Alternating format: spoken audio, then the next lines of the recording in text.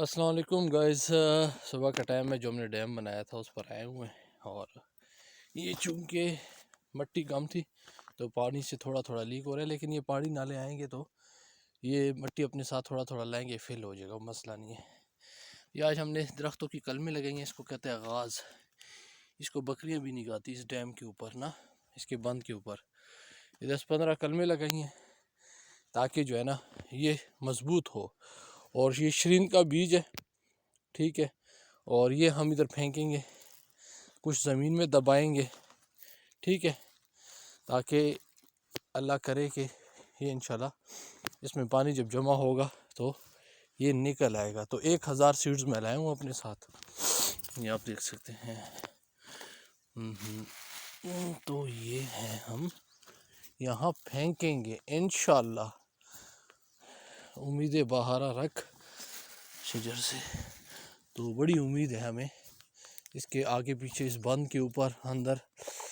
تو کچھ نہ کچھ ہمیں یہ جتنے بھی ہولز ہیں ان کو اس طرح ہم بند کریں گے، اس میں ہم سیڈز پھینکیں گے. تو انشاءاللہ اس کے اوپر کم از کم 500-600 میں بیج پھینکتا ہوں. باقی سیڈز کا کام بھی ہمارا شروع ہو گیا. ہم مونسون ہے تو ہم سیڈز بھی پھینکیں گے انشاءاللہ لاکھوں کی تعداد میں اپنے علاقے میں.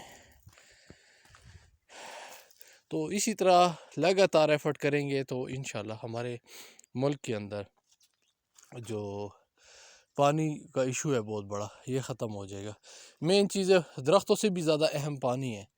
پانی آ جائے نا تو درخت وغیرہ خود ہی لگنا شروع ہو جاتے ہیں. بہت سی ایسی اسپیشی ہوتی ہے جو ناپید ہو جاتی ہے درختوں کی، وہ خود بخود اگنا شروع ہو جاتے ہیں.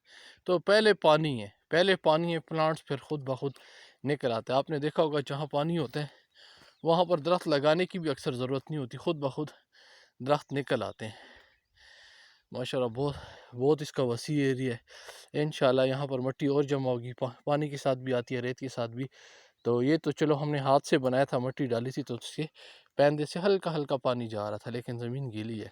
تو انشاءاللہ یہ خود ہی نا مٹی آئے گی اور یہ فل ہو جائے گا. پھر اس کے بیس سے جا رہا تھا پانی تو آٹومیٹکلی ہولز فل ہو جاتے ہیں. تو ایکٹیویٹی جاری رکھیں، محنت کرتے رہے، لگاتار محنت جب تک ہم نہیں کریں گے تو ہمارا ملک جو ہے نا، ہماری تقدیر جو ہے نا وہ نہیں بدلے گی.